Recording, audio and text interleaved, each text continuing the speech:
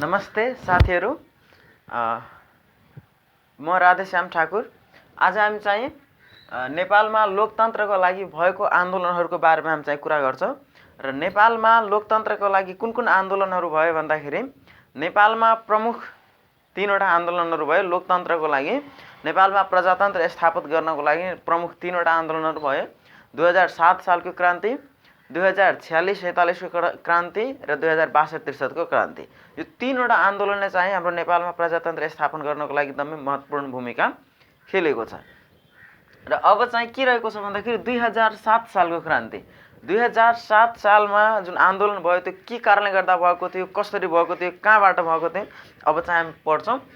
2007 सालको क्रान्ति कसरी भएको थियो भन्दाखेरि हाम्रो नेपालमा 104 वर्ष राणाहरूले शासन गरेको।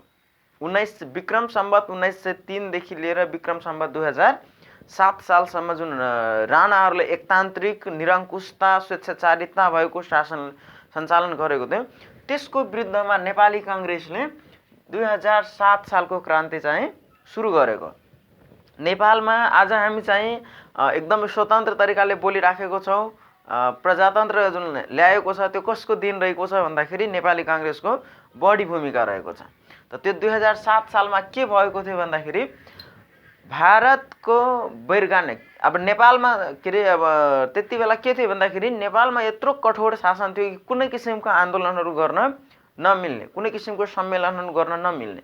त्यस्तो परिस्थितिमा भारतको बैरगानिया भन्ने ठाउँमा विक्रम सम्वत 2007 साल असोज 7 र 8 गते नेपाली काङ्ग्रेसको ऐतिहासिक सम्मेलन भयो। त्यो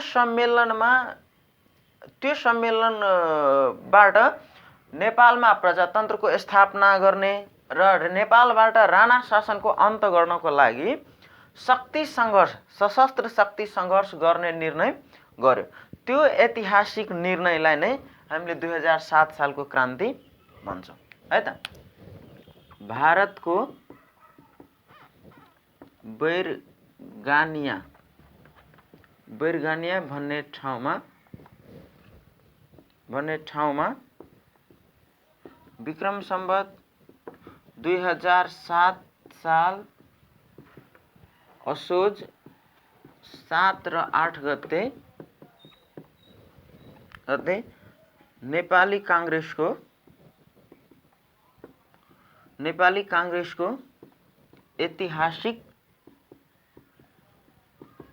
ऐतिहासिक सम्मेलनमा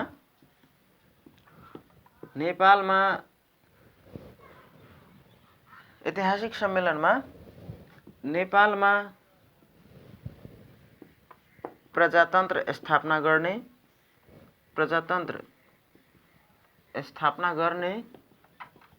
र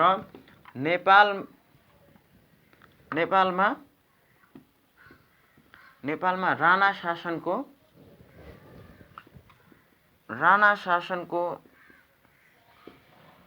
अन्त्य गर्नको लागि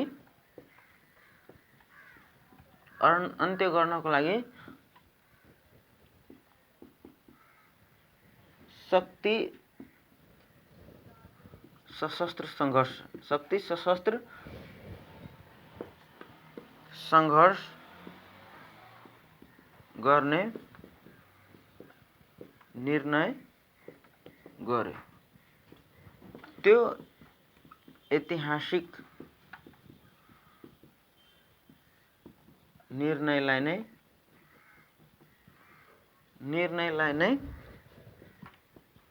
2007 सालको क्रान्ति भनिन्छ।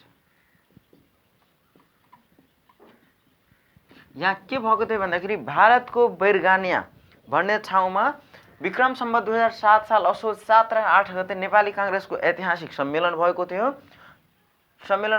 जसमा के गरेको थियो भन्दाखेरि नेपालमा प्रजातन्त्र स्थापना गर्ने र नेपालमा राणा शासनको अन्त गर्नको लागि सशस्त्र सङ्घर्ष गर्ने निर्णय गर्यो। त्यो ऐतिहासिक निर्णयलाई नै 2007 सालको क्रान्ति भनेर बुझिन्छ।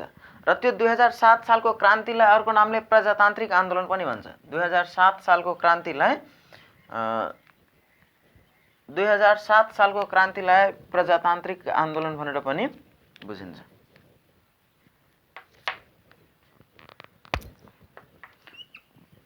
2007 सालको क्रान्तिलाई 2007 सालको क्रान्तिलाई प्रजातान्त्रिक आन्दोलन भनेर पनि बुझिन्छ। योलाई प्रजातान्त्रिक आन्दोलन भनेर पनि बुझिन्छ। र यो प्रजातान्त्रिक आन्दोलन किन भन्छ, किनभने यही आन्दोलनबाट चाहिँ हाम्रो नेपालमा प्रजातन्त्रको स्थापना भएको। 2007 सालको क्रान्तिलाई प्रजातान्त्रिक आन्दोलन भनेर पनि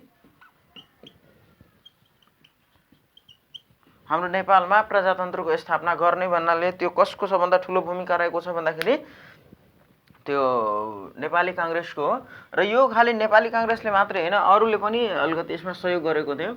त्यो 2007 सालको क्रान्तिमा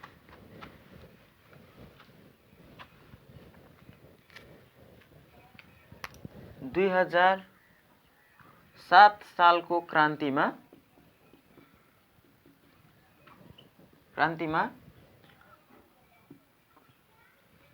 नेपाली काङ्ग्रेस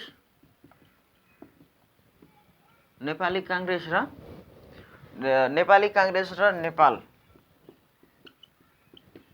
प्रज्ञा परिषदले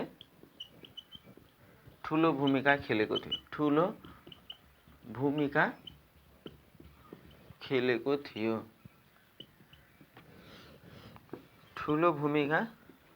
थियो। अब के रहेछ भन्दाखेरि विक्रम सम्वत 2007 सालमा जुन क्रान्ति भएको थियो, त्यो क्रान्तिमा चाहिँ सबभन्दा ठुलो भूमिका कसको रहेको थियो भन्दाखेरि नेपाली काङ्ग्रेसको। तर सहयोग गर्ने कुन रहेछ भन्दाखेरि नेपाल प्रज्ञा परिषदले पनि त्यो नेपालमा प्रजातन्त्र स्थापन गर्नको लागि सहयोग गरेको थियो। अब अर्को कुरा के रहेको छ भन्दाखेरि नेपालमा यो चाहिँ 2007 सालको क्रान्ति कसको विरुद्धमा भएको थियो भन्दाखेरि राणा शासनको विरुद्धमा, एकतान्त्रिक निरङ्कुश शासनको विरुद्धमा यो चाहिँ आन्दोलन चाहिँ भएको थियो है त। र यो राणा शासनको एकतान्त्रिक शासन, निरङ्कुश शासनबाट यो राजा त्रिभुवन पनि यतिकै पीडित अवस्थामा थियो। त्यो के रहेछ भन्दाखेरि राजा त्रिभुवन 1968 मा राजा हुनुभएको थियो। राजा त्रिभुवन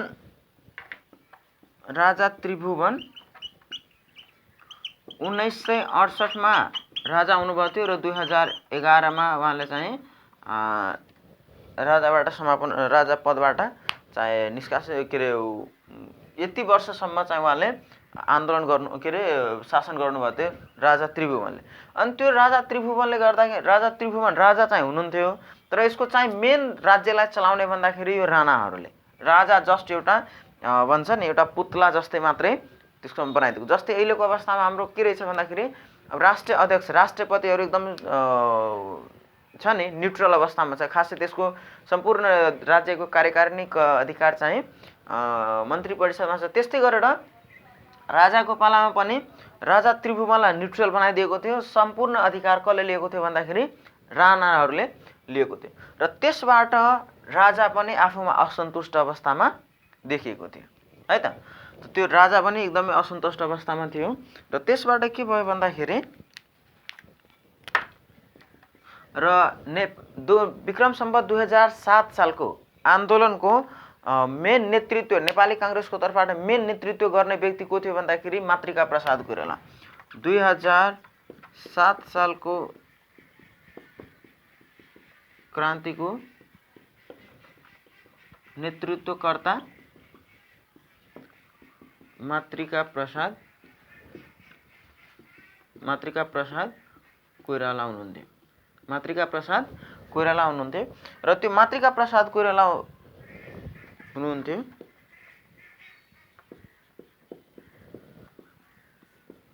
अब अर्को कुरा के रहेको छ भन्दाखेरि विक्रम सम्वत 2007 साल असोज 21 गते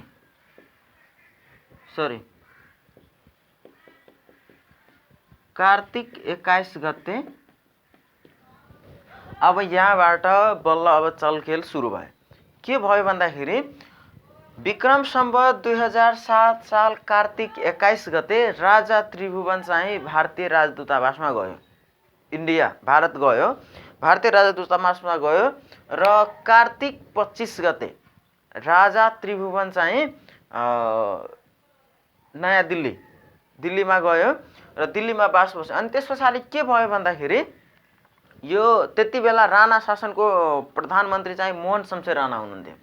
राणाबाट शासन गर्ने चाहिँ व्यक्ति को हुनुहुन्थ्यो भन्दाखेरि मोहन शमशेर राणा। यसै क्रममा के भएको छ भन्दाखेरि 2007 साल कार्तिक 21 गते राजा दिल्ली प्रस्थान गर्नुभयो, राजा त्रिभुवन चाहिँ दिल्ली प्रस्थान गर्नुभयो र त्यसबाट कार्तिक 25 गते राजा चाहिँ अब त्यो भारतीय राजदूतावासबाट नयाँ दिल्ली पुगे। अब त्यो पुगेपछि यता त आन्दोलन चलिराखेको थियो। त्यस्तो आन्दोलनहरूको अवस्थामा, त्यस्तो भयावह अवस्थामा राणा प्रधानमन्त्री मोहन शमशेर राणाले एक्लै चलाउन नसकिने अवस्था, राज्य चाहिँ अस्तव्यस्त अवस्थामा पुग्यो। अब एक्लै शासन गर्न सकिने अवस्था देखिराखेको थिएन, एकदमै विकट अवस्था आइसकेको थियो। त्यसै क्रममा के गर्यो भन्दाखेरि मोहन शमशेर राणाले अब यस्तो गरेर चल्नेवाला राज्य चल्नेवाला अवस्था छैन। त्यसकारणले गर्दा अब जसरी भए पनि राजालाई चाहिँ हामीले बोलाउनु पर्यो, वार्ता गरेर चाहिँ हामीले बोलाउनु पर्यो। त राणाले बोलाउनको निम्ति के गरेको थियो भन्दाखेरि 2007 साल पौष 27 गते 2007 साल पौष 27 गते नयाँ दिल्लीमा राणा प्रधानमन्त्री मोहन शमशेर राणाले आफ्ना प्रतिनिधि नयाँ दिल्ली पठाए।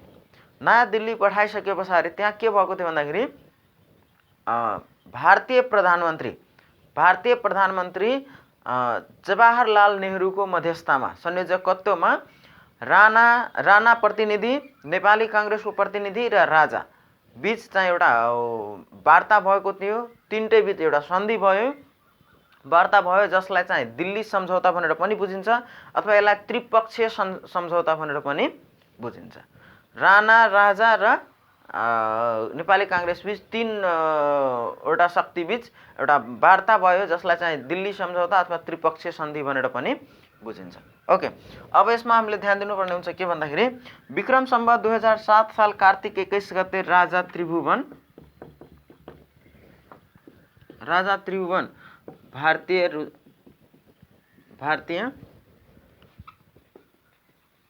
राजदूतावास पुगे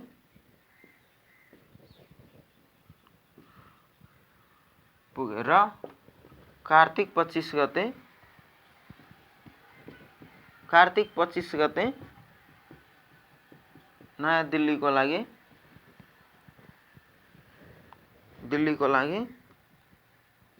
प्रस्थान गरे।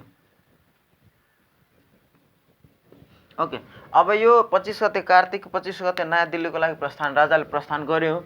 अब यता के गर्यो भन्दाखेरि मोहन शमशेर राणाले एक्लै शासन सत्ता सञ्चालन गर्न सकेन। त्यसपछि राणा प्रधानमन्त्री मोहन शमशेर राणाले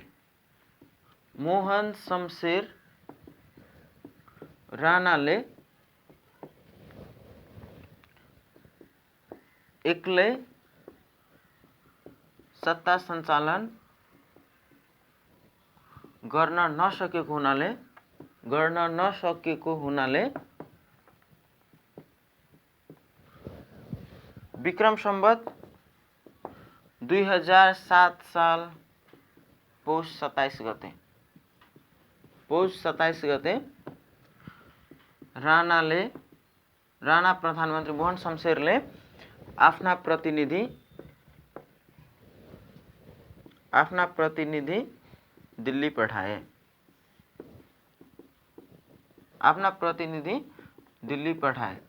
र त्यसपछि आफ्ना प्रतिनिधि दिल्ली पठाए। अब राणाहरूले मोहन शमशेर राणाले एक्लौटी शासन गर्न नसकेको अवस्थामा वार्ता गर्नको लागि राणाहरूले आफ्ना प्रतिनिधि चाहिँ कहाँ पठाएको थियो भन्दाखेरि दिल्ली पठाए। र त्यसपछि नयाँ दिल्लीमा भारतीय प्रधानमन्त्री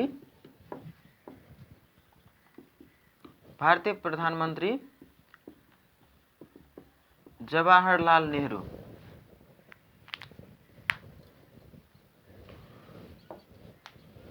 भारतीय प्रधानमन्त्री जवाहरलाल नेहरूको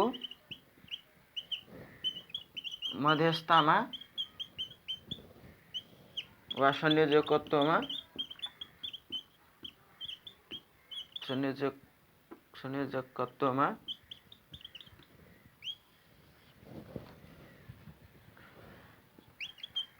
विक्रम सम्वत 2007 साल पौष 27 गते राजा राणा र नेपाली कांग्रेस बीच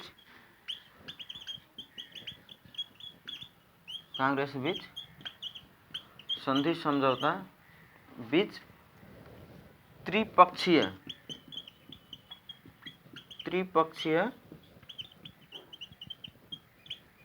सन्धि सम्झौता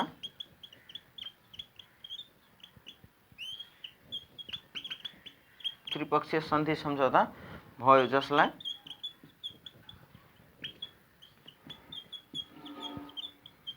दिल्ली सम्झौता भनेर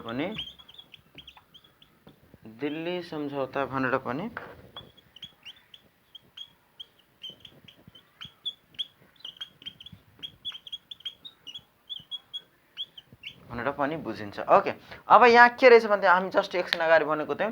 त्यसपछि नयाँ दिल्लीमा भारतीय प्रधानमन्त्री जवाहरलाल नेहरूको मध्यस्थतामा संयोजकत्वमा विक्रम सम्वत 2007 साल पौष 27 गते राजा राणा र नेपाली कांग्रेस बीच त्रिपक्षीय सन्धि सम्झौता भयो, जसलाई चाहिँ दिल्ली सम्झौता भनेर पनि बुझिन्छ। ओके, अब यो सन्धि सम्झौता भइसकेपछि यो सन्धिमा के भयो त? के सन्धि भयो त त्यसको बारेमा चाहिँ जानकारी पाउँछौँ।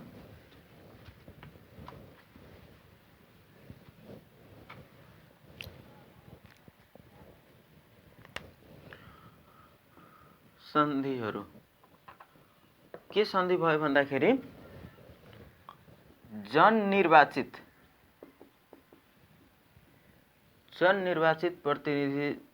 प्रतिनिधिद्वारा विधान तर्जुमा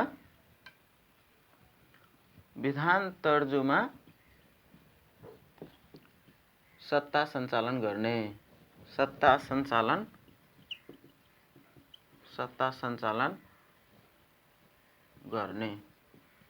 अब यसमा के रहेको छ भन्दाखेरि अब त्यहाँ के सन्धि भयो भने राणा राजा र नेपाली कांग्रेस बीच के सन्धि भयो भन्दाखेरि जननिर्वाचित प्रतिनिधिद्वारा विधान तर्जुमा चाहिँ सत्ता सञ्चालन गर्ने। अब राणाहरूले एकलौटी रूपमा शासन जुन सञ्चालन गरेको थियो त्यो अब चाहिँ एकलौटी रूपमा शासन सञ्चालन गर्ने परिस्थिति हुँदैन।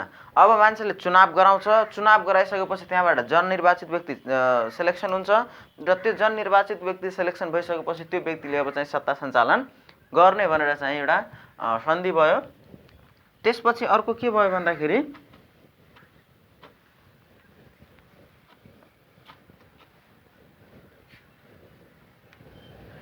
आम निर्वाचन नहुन्जेलसम्म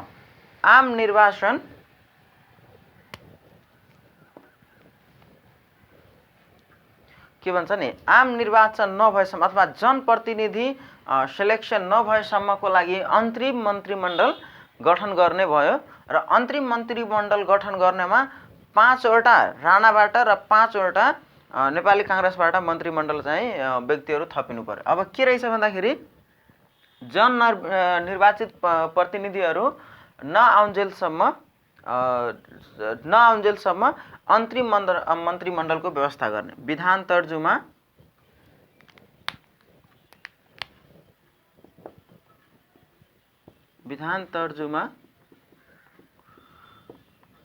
अन्तरिम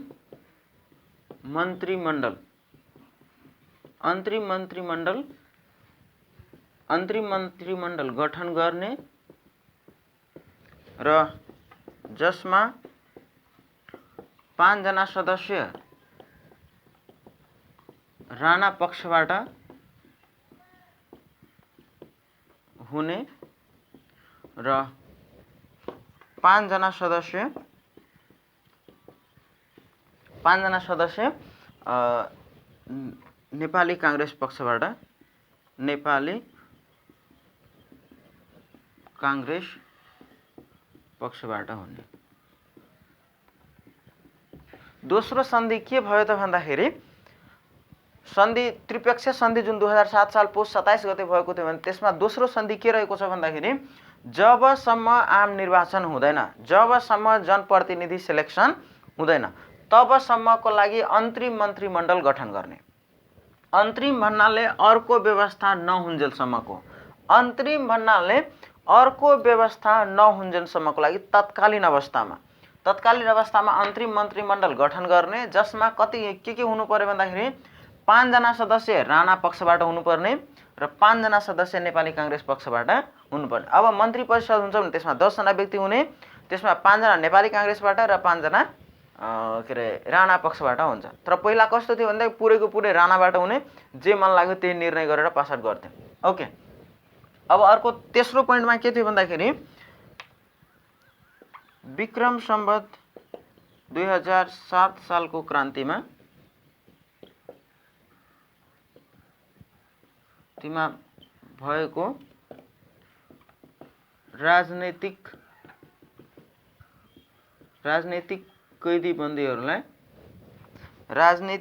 बन्दीहरूलाई 2007 साल चैत्र 20 सम्ममा आम माफी दिने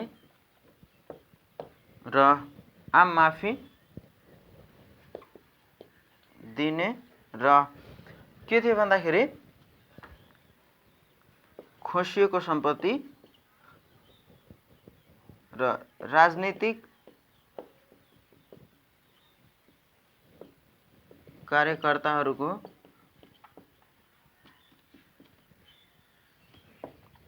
खोसिएको जनधन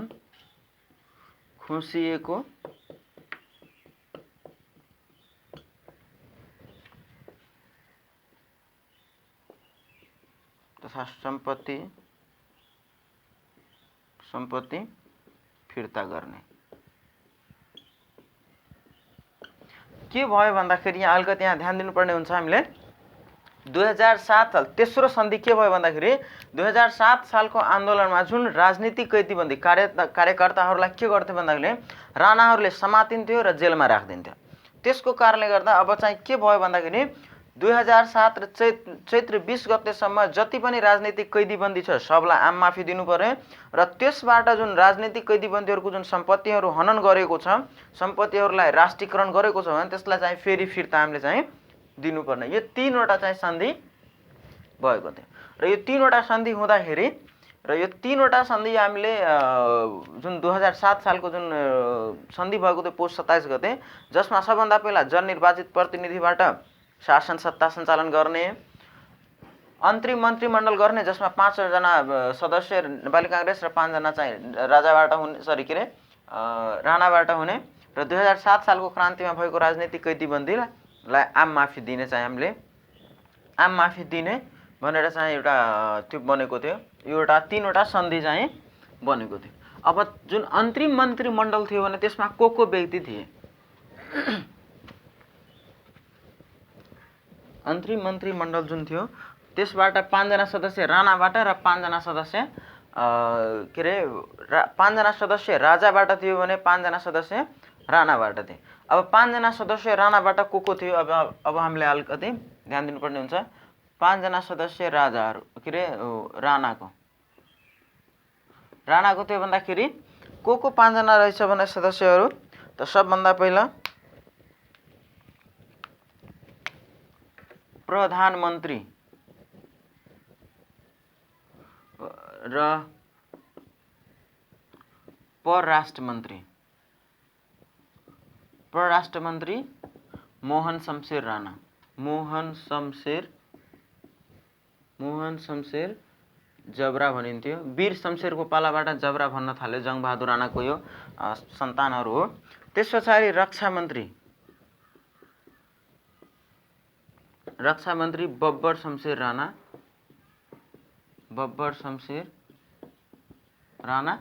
त्यस पछाडि अर्को के भएको थियो भन्दाखेरि स्वास्थ्य मन्त्री यज्ञ बहादुर बस्नेत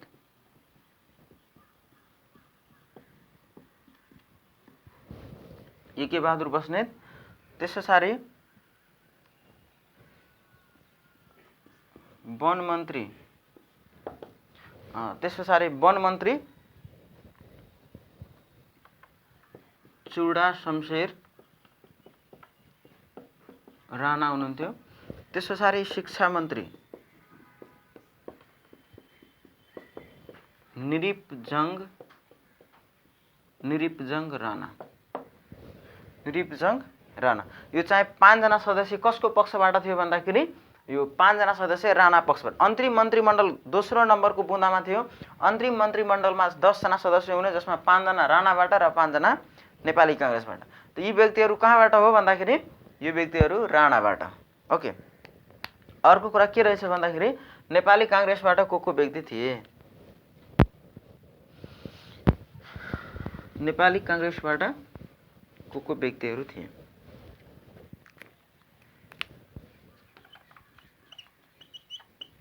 नेपाली कांग्रेसको सदस्य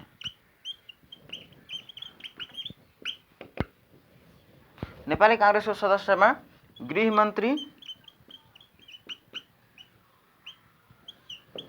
विश्वेश्वर प्रसाद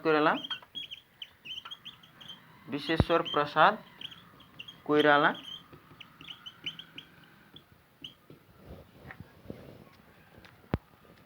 त्यसपछि छ उद्योग तथा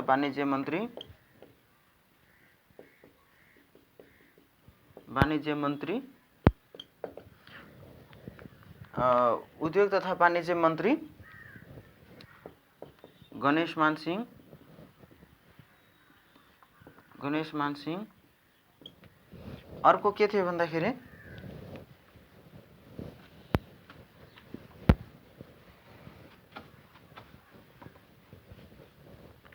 भन्दाखेरि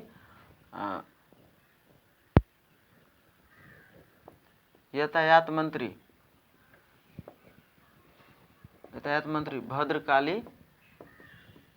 भद्रकाली मिश्र। यो सबै चाहिँ कुन पक्षबाट हो भन्दाखेरि नेपाली कांग्रेसको पक्षबाट। अर्थमन्त्री सुवर्ण शमशेर राणा। अब यहाँ नाम लेखे तापनि यो नेपाली कांग्रेसको पक्षबाट हो। राणाबाट पनि भित्रमा चाहिँ मान्छेहरू चाहिँ पीडित भएको थियो। सुवर्ण शमशेर राणा नेपाली कांग्रेसको पक्षमा थियो, जसलाई चाहिँ अर्थमन्त्री दिएको थियो। त्यसपछि कृषि मन्त्री भरतमणि शर्मा। यो चाहिँ 5 जना सदस्य कहाँको हुनुहुन्थ्यो भन्दाखेरि यो चाहिँ 2007 सालको क्रान्तिको अन्तरिम मन्त्रीमण्डल गठन भएको अवस्थामा यो व्यक्तिहरू थियो। ओके, अब त्यस पछाडि अर्को के रहेछ भन्दाखेरि यति कुरा जुन 10 सदस्यहरू भयो। अब यो 2007 सालको क्रान्ति भयो, यसको परिणाम के भयो त? 2007 सालको क्रान्ति भइसके पछाडि यसको परिणामहरू के भयो? त परिणामहरू के भयो अलिकति हामीले चाहिँ यहाँ ध्यान दिनुपर्ने हुन्छ। 2007 सालको क्रान्तिको परिणामहरू।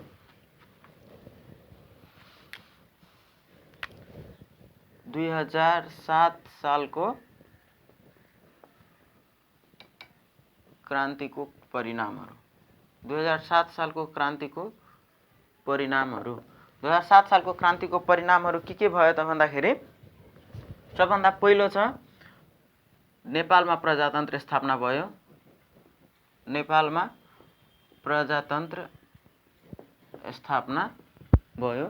कहिले स्थापना भयो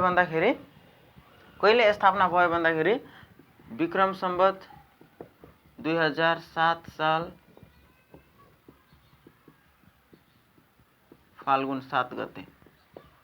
कहिले स्थापना भयो भन्दाखेरि नेपालमा प्रजातन्त्र आयो भनेर चाहिँ घोषणा कहिले गरेको भन्दाखेरि विक्रम सम्वत 2007 साल फाल्गुन 7 गते। त्यसकारणले गर्दा हामी फाल्गुन 7 गते कुन दिवस मनाउँछौँ भन्दाखेरि प्रजातन्त्र दिवस मनाउँछौँ। प्रजातन्त्र दिवस कहिले मनाइन्छ भन्दाखेरि फाल्गुन 7 गते। ओके, अर्को कुरा के रहेछ भन्दाखेरि नेपालमा राणा शासनको अन्त, राणा शासनको अन्त्य भयो। ओके, नेपालमा अन्तरिम शासन विधान, नेपालको संविधान अन्तरिम शासन विधान, यसलाई संविधान, नेपालको संविधान 2007 सालको पनि हो, यो लागू भयो। योभन्दा पहिला के थियो भने जति संविधान बने पनि राणाहरूले लागू नै हुन नदिने। त जब प्रजातन्त्र आयो भने नेपालको अन्तरिम शासन विधान 2007 सालको लागू भयो। ओके, त्यस पछाडि अर्को के रह्यो भन्दाखेरि मान्छेमा जनचेतनाको विकास भयो, जनचेतनाको विकास भयो। अब जनचेतनाको विकास किन भयो भन्दाखेरि पहिला राणाबाट मान्छे चाहिँ डराएर बस्थ्यो, एकदमै डराएर बस्नु, केही पनि नबोल्न सक्ने, केही पनि गर्न नसक्ने। अब मान्छेले अब जनचेतनाको विकास हो, अब चाहिँ हामीले चाहिँ केही पनि गर्न मिल्छ भनेर जनचेतनाको विकास भयो। प्रशासनिक संरचनाको व्यवस्थापन, प्रशासनिक संरचनाको व्यवस्थापन तथा आधुनिकीकरण भयो। अब के भयो भन्दाखेरि प्रशासनिक व्यवस्थाहरूमा पनि यो प्रजातन्त्र आइसकेपछि विभिन्न किसिमको व्यवस्थाहरू, नागरिक वाडापत्रहरू चाहिँ लागू हुने अवस्थाहरू को कुराहरू पनि अब विभिन्न किसिमको आधुनिक विधिहरू चाहिँ प्रशासनमा चाहिँ लागू गर्यो। अनि त्यसपछि अन्तर्राष्ट्रिय जगतमा नेपालको प्रवेश, अन्तर्राष्ट्रिय जगतमा नेपालको प्रवेश, अन्तर्राष्ट्रिय जगतमा पनि नेपालको प्रवेश भयो। पहिला योभन्दा पहिला राणाहरूले कुनै पनि बाहिर जस्तो फरेन कन्ट्रीहरूसित सम्पर्क राख्ने, त्यस्तो सम्बन्ध राख्ने भनेर कुनै यस्तो थिएन। अनि त्यस पछाडि भयो नेपालमा जनमत सङ्ग्रह, नेपालमा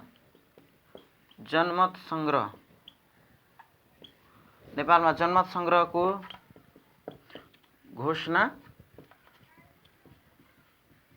2036 साल जेठ 10 गते गरेको हो, 10 गते, र जनमत सङ्ग्रह भएको, जनमत सङ्ग्रह कहिले भयो भन्दाखेरि 2037 साल वैशाख 20 गते, वैशाख 20 गते। अब यहाँ के रहेछ भन्दाखेरि नेपालमा जनमत सङ्ग्रहको घोषणा गर्यो 2036 साल जेठ 10 गते जनमत सङ्ग्रह गर्ने भनेर घोषणा गर्यो, र जनमत सङ्ग्रह भएको कहिले भन्दाखेरि 2037 साल वैशाख 20 गते भएको है त। त यो 2007 सालको क्रान्तिको यति हो परिणाम। र कारण के थियो भन्दाखेरि राणा शासनको निरङ्कुशता शासनको विरुद्धमा चाहिँ यो भएको थियो, र यो चाहिँ निरङ्कुश शासनहरूको विरुद्धमा चाहिँ राणाहरूको विरुद्धमा चाहिँ 2007 सालको क्रान्ति भएको। यसको सुरुवात भारतको बिरगानिया भन्ने ठाउँबाट ऐतिहासिक सम्मेलन गरिसके पश्चात भएको है त। र त्यस पछाडि अर्को के रहेछ भन्दाखेरि